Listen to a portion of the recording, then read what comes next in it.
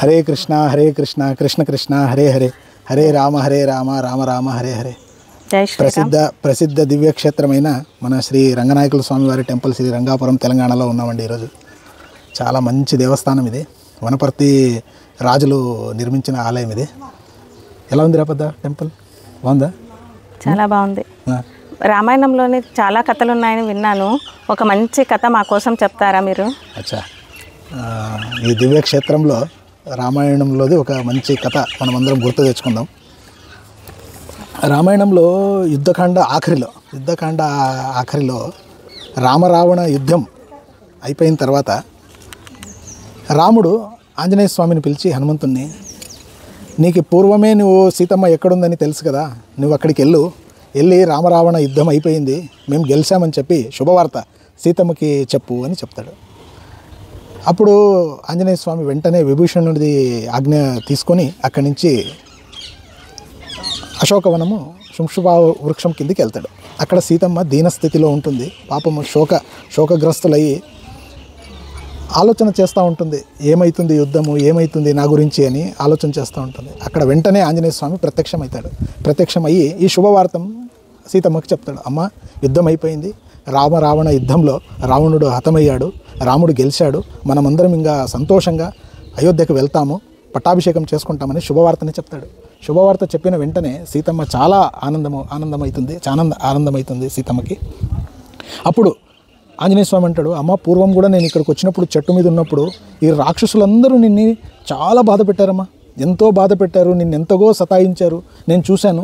నీ ఆజ్ఞ ఒక్కసారి ఇవ్వమ్మా, నేను ఈ రాక్షసులందరినీ హతం చేసేస్తాను, ఇక్కడ వాళ్ళనందరినీ సంహరించిన తర్వాత మనము రాముడి దగ్గరికి వెళ్దాము, నీ ఆజ్ఞ నాకు కావాలా తల్లి అని అడుగుతాడు. అప్పుడు సీతమ్మ వెంటనే, వాళ్ళనెందుకు చంపుతావు హనుమంత, వాళ్ళు రాజా ఆజ్ఞని పాలించారు, రాజు ఎలా చెప్పాడో అలా పాలించారు వాళ్ళ ఆజ్ఞ, అంతేగాని వాళ్ళది ఎలాంటి తప్పు లేదు దీంట్లో. పూర్వం జరిగిన ఒక కథని నేను నీకు చెప్తాను విను అని చెప్పి సీతమ్మ ఆంజనేయ స్వామికి ఒక కథ చెప్తుంది. ఆ కథలో ఏమవుతుందంటే, ఒకసారి ఒక పెద్ద పులి వేటగాడిని తరుముకుంటూ వస్తూ ఉంటుంది అడవిలో. వేటగాడు పరిగెత్తుకుంటా ఒక పెద్ద చెట్టు ఎక్కుతాడు. చెట్టు మధ్యలోకి వెళ్ళినప్పుడు పైకి చూస్తాడు. అక్కడ ఒక ఎలుగుబంటు పైన పండుకొని ఉంటుంది. కింద వచ్చి పులి నిలబడుతుంది. ఇప్పుడు సిచ్యువేషన్ ఎలా ఉంటుందంటే, కింద పులి, మధ్యలో వేటగాడు, పైన ఎలగబంటు. వెంటనే పెద్ద పులి ఎలగబంటు కంటుంది, మన ఇద్దరము మృగాలు, మనం అడవిలో ఉండే మృగాలు, వీడు వచ్చేసి మానవుడు, వీడిని కిందికి తోసేసాయి, నేను వీడిని తిని వెళ్ళిపోతాను, నేనేం చెయ్యను అని పులి అంటుంది. అప్పుడు ఎలగబంటు అంటుంది, నేను వాడిని కిందికి తొయ్యలేను, వాడు నా చెట్టెక్కినాడంటే నా ఆశ్రయం తీసుకున్నట్లనే, నా ఇంటికి వచ్చినట్ల వాడిని నేను కిందికి తోసేస్తే ధర్మపాలన ఎలా అవుతుంది, నేను వాడిని కిందికి తొయ్యను అంటుంది. కొద్దిసేపు అలాగే ఉన్నప్పుడు ఎలగబంటుకి నిద్ర వస్తుంది. అప్పుడు పెద్ద పులి వేటగాడికి చెప్తుంది, నేను వదిలేస్తాను, ఆ ఎలగబంటుని దొబ్బేసే కిందికి, నిన్ను వదిలేస్తాను, నేను ఎలగబంటుని తిని వెళ్ళిపోతాను, నిన్ను వదిలేస్తాను అని అంటుంది. అప్పుడు మానవుడు, ఆ వేటగాడు ఏం చేస్తాడంటే, పైకి ఎక్కి ఆ ఎలగబంటుని దొబ్బేస్తాడు. ఎలగబంటు కింద పడుతూ ఒక కొమ్మను పట్టుకుంటుంది. ఒక కొమ్మను పట్టుకొని మళ్ళా కొమ్మను పట్టుకొని కొంచెం పైకి ఎక్కుతుంది. అప్పుడు పులి అంటుంది, చూడు, నేను నిన్ను వాడిని దొబ్బే కిందికి అని చెప్పాను, నువ్వు దొబ్బలేదు, ఇప్పుడు వాడేం చేశాడు, నువ్వు పండుకున్నప్పుడు నిన్ను దొబ్బేశాడు, వాడు అలాంటోడు, వాడిని నువ్వు రక్షించామని చూస్తున్నావు.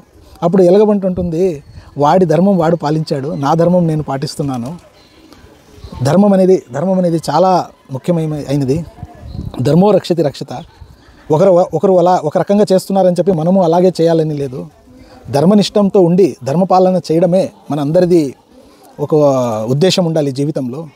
దానికే రాముడిని ఏమంటారు, రామో విగ్రహవాన్ ధర్మ అని అంటారు. ధర్మం మొత్తంని ఒకసాట తీసుకొచ్చి నిలబెట్టి ఒక మూర్తి చేస్తే అదే రాముడు. ధర్మ సందేహాలు ఏదైనా ఉన్నా కూడా మనకి రామాయణంలో చాలా క్లియర్గా అండర్స్టాండింగ్ అవుతుంది. హోప్ మీకు ఈ కథ నచ్చినట్లు ఉంది రామాయణంది. జై శ్రీరామ్, జై శ్రీరామ్, జై శ్రీరామ్.